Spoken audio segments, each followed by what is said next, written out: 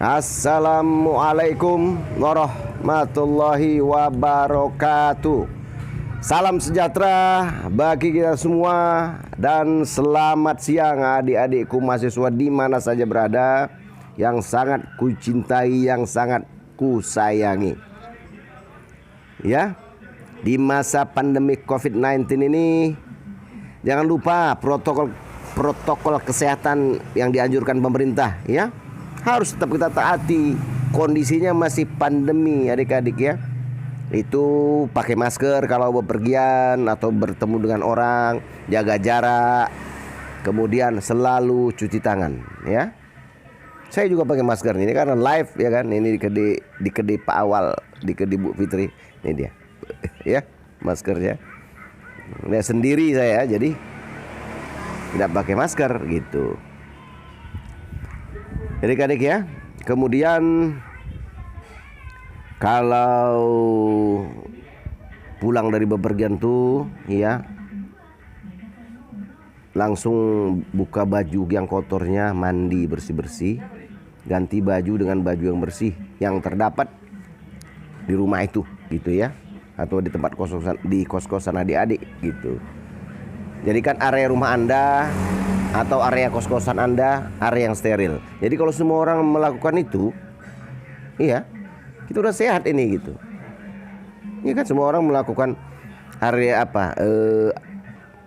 dijadikannya rumah dan kos-kosan itu area steril semuanya. Ya kita udah, insya Allah kita udah sehat gitu, ya. Kalau nggak enak badan, meriang-meriang gitu, pencegahan pertama itu langsung minum obat flu gitu, ya, yang sesuai dengan Anda lah, yang biasa Anda konsumsi. Plus kalau batuk ya minum obat batuk gitu, yang biasa Anda konsumsi, ya, namanya obat bebas. Itu pencegahan pertama saja. Kalau memang nanti sakitnya tambah berat, ya ke dokter lah gitu, ya. Tuh, untuk menghindar supaya imunitas tubuh kita lebih imun gitu, ya, lebih kuat, ya. Kalau kita nanti sakit kan daya tahan tubuh kita lemah, jadi virus COVID-19 itu gampang masuk dia gitu. Adik-adik, ya, hari ini kita adik-adik menyoroti 6 menteri yang baru dari Pak Jokowi, presiden kita, ya. Ini ada 6 menteri yang ini dari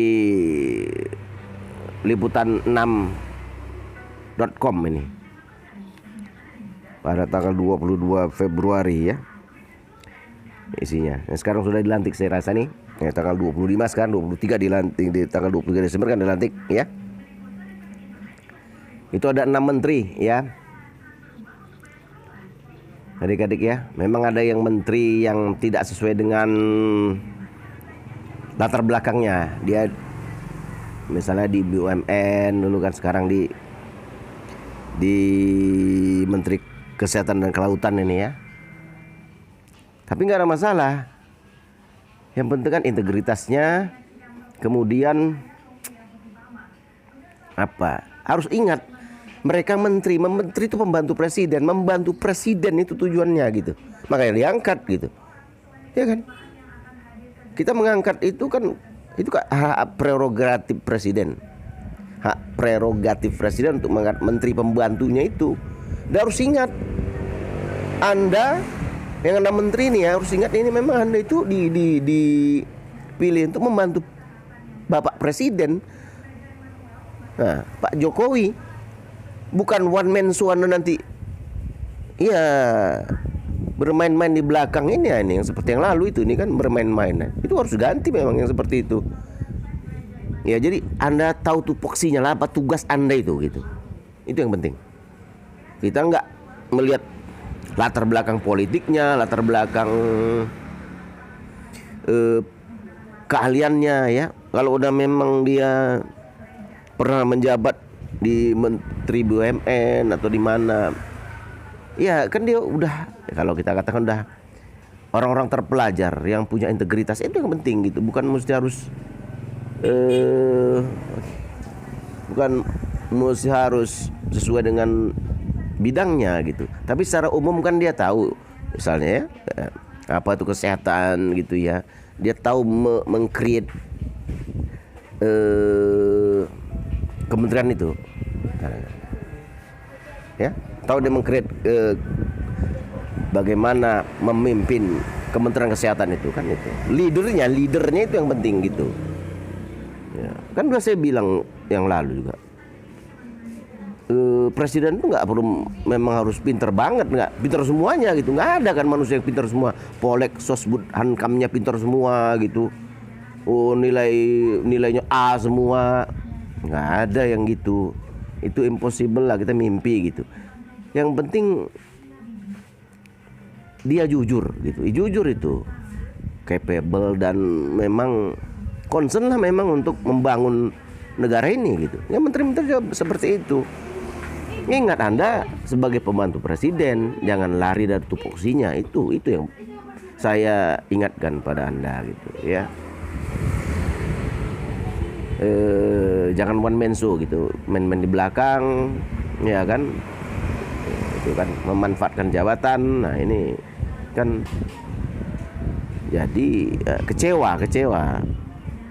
Bapak Presiden kecewa, kita sebagai rakyat kan kecewa. Ini kok main-main di masa pandemi lagi, korupsi pula gitu. Waduh, hancur deh kita nih gitu. Cocoknya memang dulu kalau KPK menerapkan hukuman mati itu kan. Pandemi nih lu kan, kita udah susah gitu ya. Bangsa susah, rakyat susah. Iya, korupsi. Ini ya kan enggak. Ya, ini saya pakai gini. Pakai koplo. Ini pakai apa nih, saya burang Jumatan hari ini gitu ya. Ya, itu saya kira yang penting ya, kinerjanya. Ya, kinerjanya harus tahu Anda posisinya pembantu presiden, itu pembantunya gitu. Artinya merealisasikan, merefleksikan program-program presiden itu gitu. Bukan buat program sendiri. Nah, ini kan aneh bin ajaib. Kalau saya lah misalnya kampus punya pembantu atau staf administrasi misalnya, dia buat program sendiri, dibuatnya roster baru, ya kan, administrasi kan ya, bukan dirubah-rubahnya. Saya tiba-tiba entah ngajar mata kuliah apa berganti-ganti, nggak saya perintahin. Wah ini kan kacau nih, bisa kacau suasana kampus jadinya kan. Ini siapa nih merubah-rubah nih? Kok saya kepidana misalnya, yang lainnya pegang mata kuliah saya terus baliknya gitu kan. Jadi kacau nih, nggak saya perintahin nih. Ya kira gitu. Mereka udah tahu lah, mereka kan orang-orang terpelajar ya. Yang dia kan orang terpelajar gitu ya. Nah, sebenarnya itu disiplin keilmuannya itu sebagai basic mengembangkan kemampuan leadernya gitu kan. Nggak harus apa ya, sesuai dengan bidangnya gitu, bisa kan. Semua orang juga nggak di bidangnya pernah jadi presiden gitu, tapi kan dia punya leader ini yang penting gitu. Dia bisa memimpin orang-orang yang menjadi pembantunya gitu. Kalau nggak cocok ya ganti aja gitu. Ini ada, saya lihat nomor 1 nih ya di liputan6.com itu, satu Ibu Tri Risma Harini yang sebelumnya sebagai wali kota Surabaya nih ya. Ya kader PDIP, nggak ada masalah. Kalau kita ini kan keluarga ya. Saya sering memandang Indonesia keluarga gitu ya, nggak. Jangan karena beda-beda baju, beda-beda partai, beda agama, beda ras, beda nih kita jadi pecah gitu, konflik ini kan nggak cocok gitu ya. Itu memang kita bangsa yang beragam gitu. Kita mencintai keberagaman gitu, dan kita memang satu keluarga loh. Jadi kalau saya nggak pakai bilang konflik lah ya, bahasanya saya pergesekan gitu kan biasa. Saya dijauhi abang saya misalnya, saya ya, kalau di cubit kakak saya misalnya. Ya memang saya kan marah juga pada waktu itu, sakit kan gitu ya. Tapi kan saya tahu kesalahan saya apa gitu. Tapi kalau dia misalnya menjewer telinga saya, abang saya atau kakak saya mencubit saya tanpa alasan. Nah ya ini kan kita bertanya kok saya dicubit, kok saya jewer nih kan gitu. Mereka kan juga ngerti itu gitu ya, nggak sembarangan jewer gitu ya.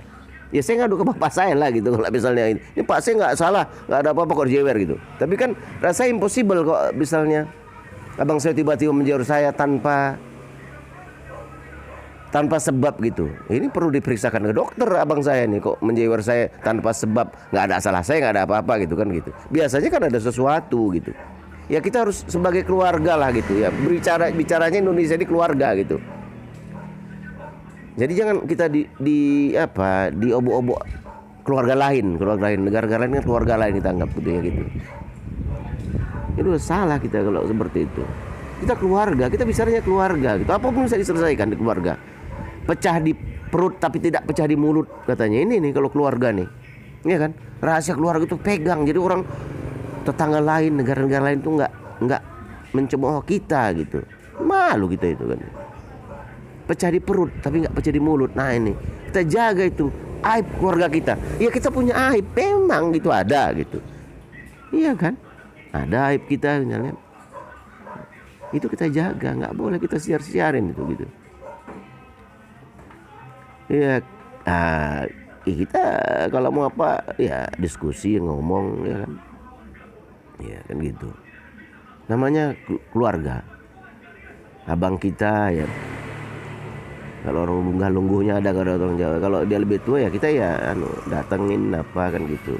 Masa di depan orang rame kita ngomong misalnya gitu kan nggak pantas gitu.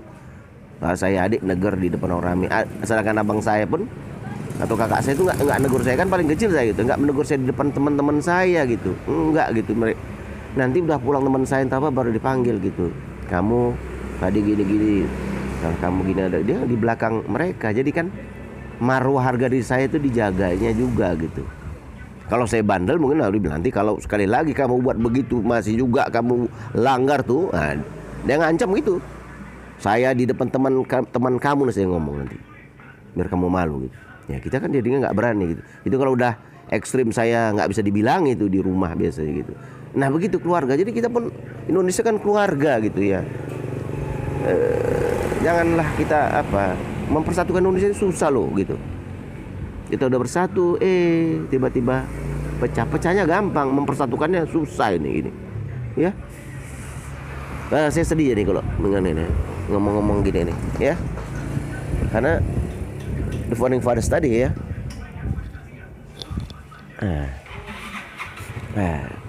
Mendirikannya susah gitu ya.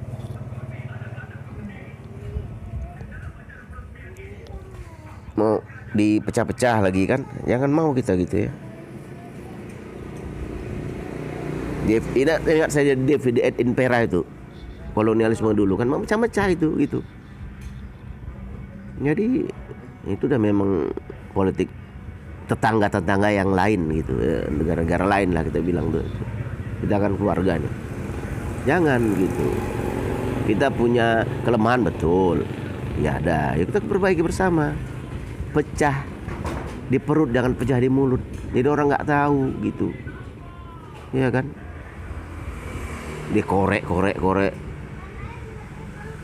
Iya kelemahan kita itu ya nampak orang asingnya, tetangga sebelah kan, kalau kita keluarga ini kan kita malu.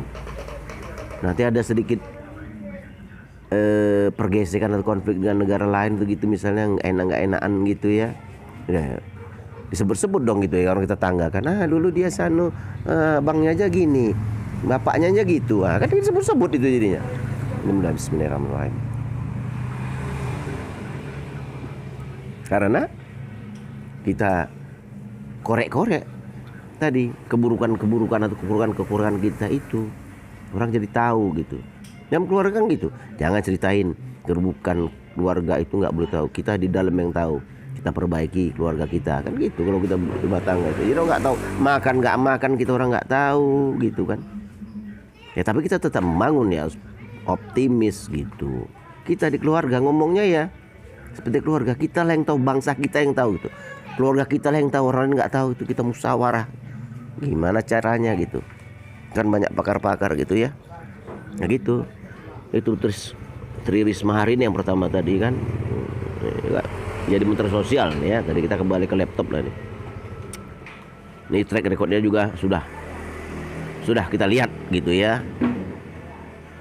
Saya kira yang 66 ini juga ada track recordnya di bidang masing-masing lah gitu ya, di posnya masing-masing dulu.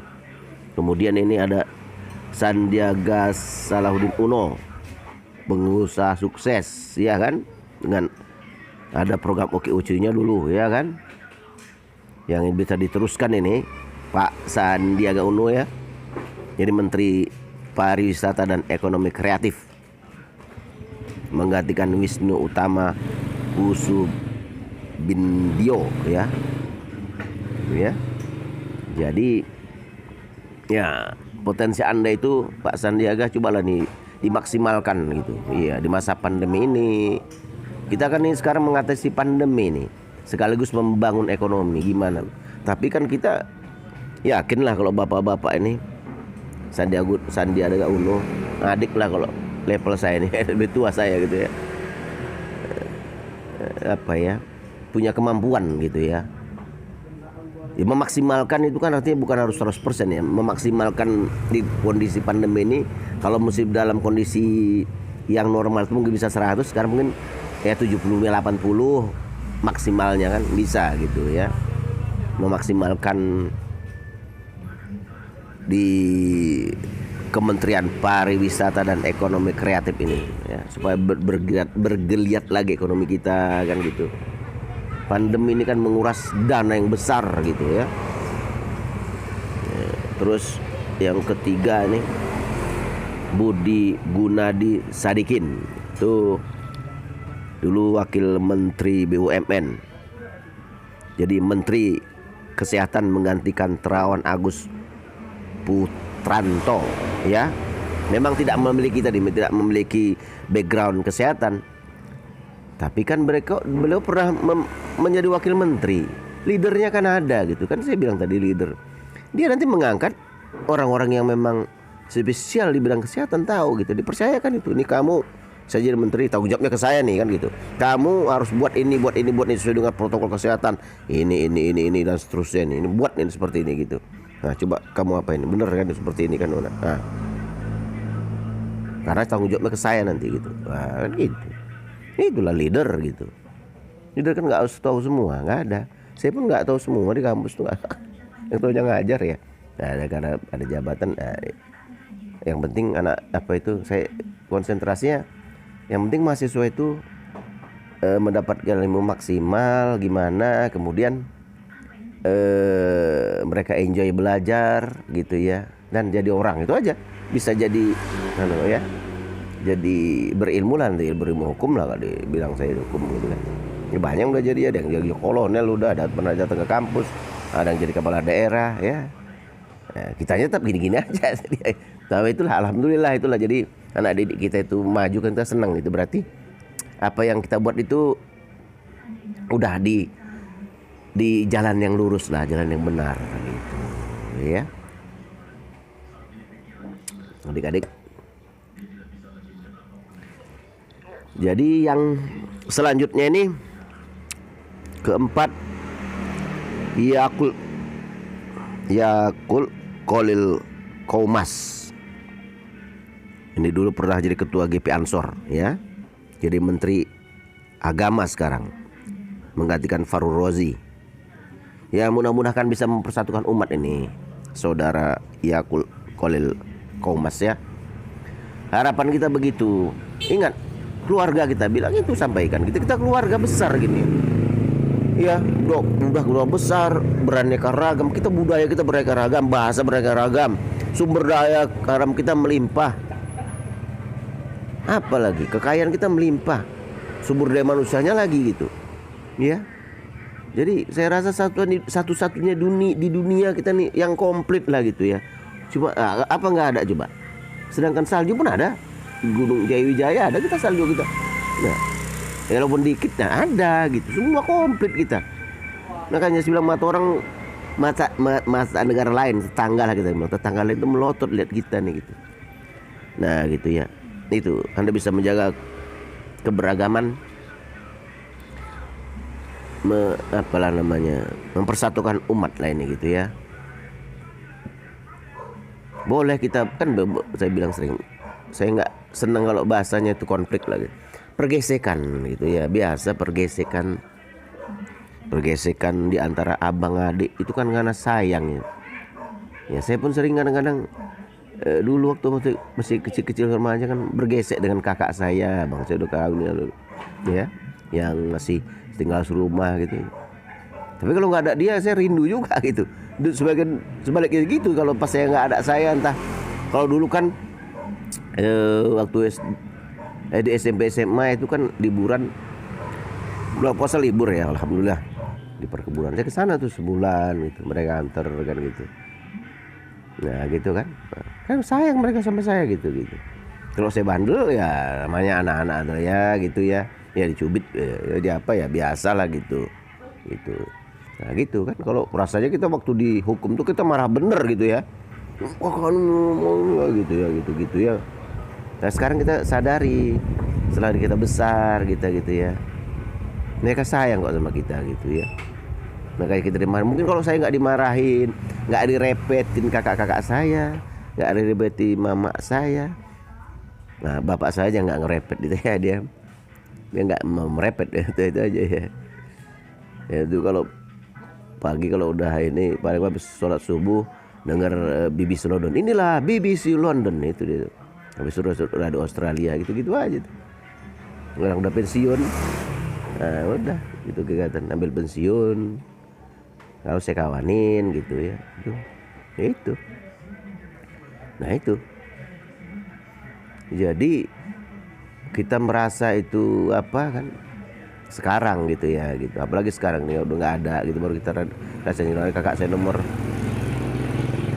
habis dia saya tuh di atas saya lah, itu berarti nomor 8 itu, kalau itu hitungan anak ke-8 itu ya, anak ke-8 udah meninggal. Kan yang kakak saya nomor 1 tadi saya cerita pun tadi udah meninggal juga, nomor 2 kan, anak nomor 2 pun kakak saya itu meninggal juga ya. Nggak ada, baru kita rindu gitu ya gitu, nggak bisa ketemu lagi gitu kan, terasa rindunya. Kalau dulu kan masih bisa ketemu gitu, waktu kecil kita merasa ya kalau dimarahin tuh nggak enak gitu. Tapi kalau nggak dimarahin saya mungkin dulu nggak jadi orang gitu kan ya, adik-adik ya. Jadi yang kelima ini kita lanjut lah ya, sambil cerita lah ini kan, ada 5 menteri. Yang kelima, menteri kabinet baru nih ya, Wahyu Sakti Renggono nih, wakil menteri pertahanan, sekarang jadi menteri kelautan dan perikanan ya, menggantikan Edi Prabowo ya. Nah, ini kan ya. Kemudian keenam, Muhammad Lutfi ini dulu Dubes RI untuk Amerika Serikat, sekarang jadi Menteri Perdagangan. Itulah ada 6 menteri tadi ya. Ini saya kutip dari liputan6.com. Pertama, Tri Risma Harini jadi Menteri Sosial. Kedua, Sandiaga Salahuddin Uno jadi Menteri Pariwisata dan Ekonomi Kreatif. Ketiga, Budi Gunadi Sadikin jadi Menteri Kesehatan. Keempat, Yakul Kolil Kaumas menjadi Menteri Agama. Kelima, Wahyu Sakti Trenggono menjadi Menteri Kelautan dan Perikanan. Keenam, Muhammad Lutfi menjadi Menteri Perdagangan. Nah ini ya. Jadi saya ucapkan selamat bagi Anda berenam ya. Ingat, Anda sebagai pembantu presiden posisinya, ya. Jadi membantu kinerja presiden itu gitu, bukan one man show, ada apa nama backstreet di belakang ngomong-ngomong apa gitu nih ya, yang mengganggu kinerja Anda. Saya nggak mau sebut korupsi lah gitu ya. Itu yang perlu saya ingatkan sama Anda lah gitu ya. Ya kita mengatasi pandemi ini prioritas utamanya kan itu ya, sama memperbaiki ekonomi. Mengatasi pandemi, memperbaiki ekonomi dan mempersatukan umat ini ya. Inilah sinerginya. Cuman saya lihat itu yang krusial sekali, mengatasi pandemi, kemudian memperbaiki ekonomi, ketiga mempersatukan umat ini. Kita keluarga itu perlu, mungkin saya ingatkan gitu. Kita keluarga, pecah di perut boleh, tapi jangan pecah di mulut. Iya. Jaga persatuan dan kesatuan. Oke, kita keluarga besar gitu. Keberagaman itu memang itu style kita gitu, bukan malah jadi konflik. Memang style kita. Kita kan macam-macam. Saya bilang keluarga saya macam-macam gitu. Ya, macam-macam suku, macam-macam agama. Ya, itu kan nafsi-nafsi. Ya, gitu ya. Bahkan kawan saya nanti malah kalau saya nggak sholat Jumat atau apa ya, nggak wirid lah sering. Ya nggak wirid kamu gitu kan. Pulang saya bukan kadang-kadang bukan saya nggak wirid, memang pada hari itu saya agak lambat dari kampus gitu, singgah gitu, nggak gitu malam Jumat gitu. Memang nggak wirid lah gitu. Ditegur saya sama kawan saya yang itu Kristiani yang tegur saya gitu. Jadi saya pun gitu. Kalau mereka nggak ke gereja, kamu kok nggak ke gereja hari Minggu? Nah gitu. Ya biasa itu gitu ya, memang kita saling mengingatkan gitu ya. Oke? Adik-adik sekalian ya. Itu sajalah saya kira. Ya. Moga-moga bermanfaat.